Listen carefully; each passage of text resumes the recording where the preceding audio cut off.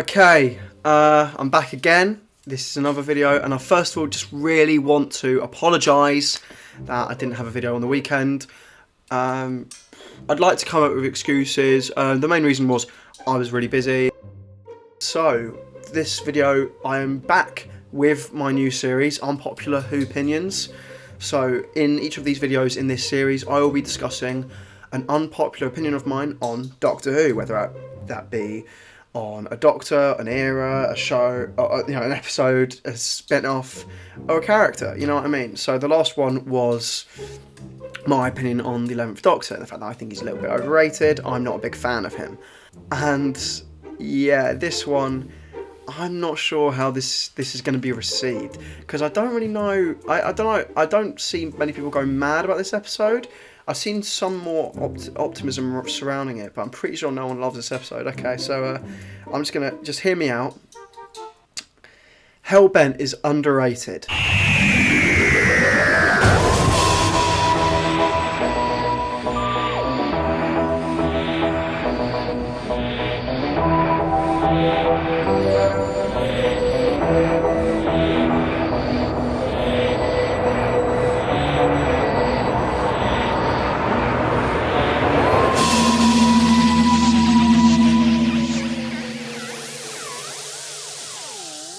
Now, hear me out, okay? This episode obviously was the finale to Series 9. And I'm going to be honest, I haven't actually watched it recently. I'm doing this video without watching it.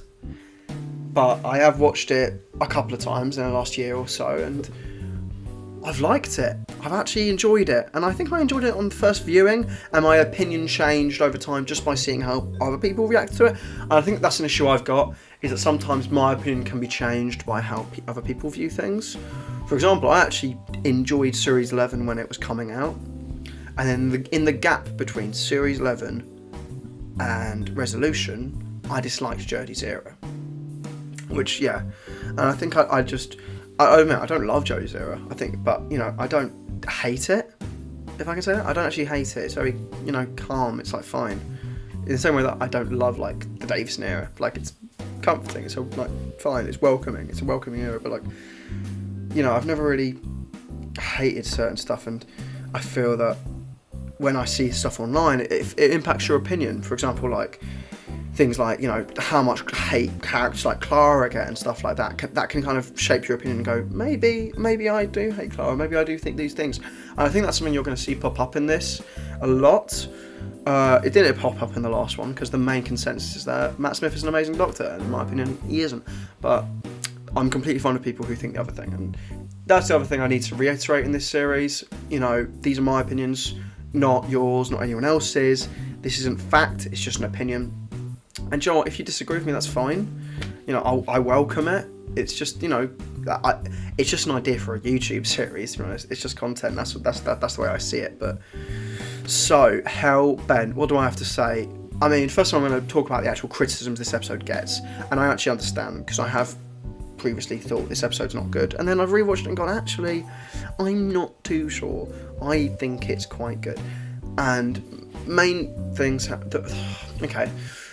of the main criticisms I had, and I think a lot of people have had, is what it does with Clara.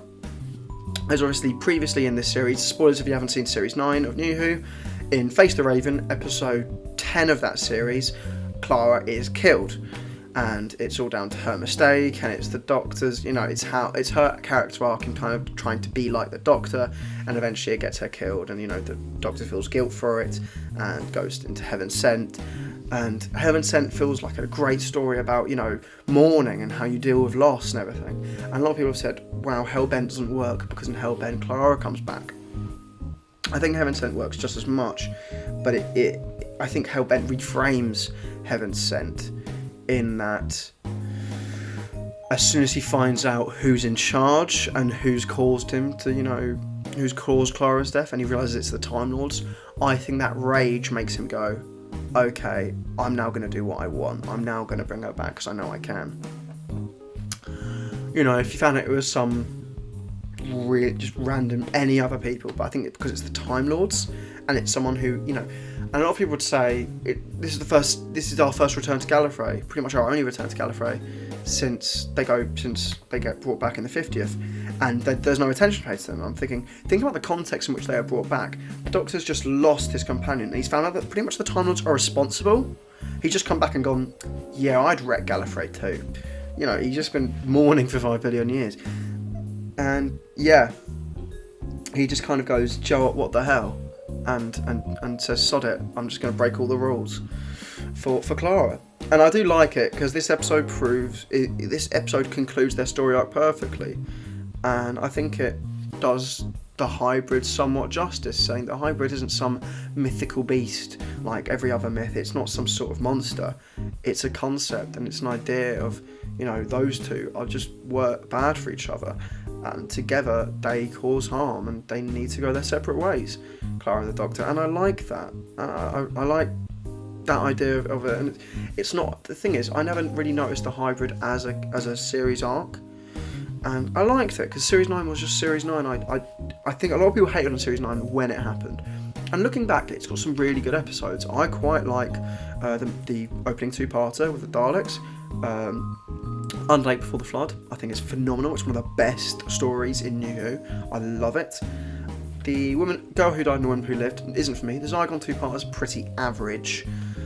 And then you've got, what is it? I think Sleep No More. I actually quite like Sleep No More, and I think it's quite underrated. And that might be another one. That might be the next one, or another video coming up along. But Hellbent, it just gets so much flack, and I think this series overall gets flack, and that's a problem in itself. But with the Clara stuff and what they actually do with her, the main thing which annoys me a little bit now, still, isn't the fact that they bring her back at all. Bringing her back is fine, the way they use her is perfect. What annoys me is her ending in the episode, and the fact that she isn't brought back to her death. It's the fact that she's given a TARDIS and is allowed to travel with a shielder basically forever, until she just wants to die, basically. Until she's happy to kind of go back and let herself die. And that's the bit which I'm not a fan of. Everything until that point, fine. If they just, yeah, that's the issue I have with her, dealing with her. But I do overall like what the story does with their relationship and explaining it away. And the Doctor shooting the oh god, I don't know who, I don't know. I think I know who plays him, the specific Time Lord. I don't know if it's like a captain or a corporal or whatever, but he shoots a Time Lord. They regenerate into Tania Miller. I think it's just the General. I think that's their name. And Tania Miller is actually rumoured to get the role of the 14th Doctor, so that'd be interesting. And a lot of people say it's out of character, the Doctor kills, and I don't know, I think it's, I don't know, the Doctor sometimes does stupid stuff. The Doctor isn't a perfect person, the Doctor does make mistakes, and that's the thing, it's not represented as the Doctor being, you know, straight-headed. He's not in a good place. He is making mistakes, and you can see that in Clara's reaction to the things he's doing, and saying, what the hell are you doing? You know, it's, if the story frames things as being not as they seem and not normal, and you know, this is someone being out of character, and that's how the story frames it.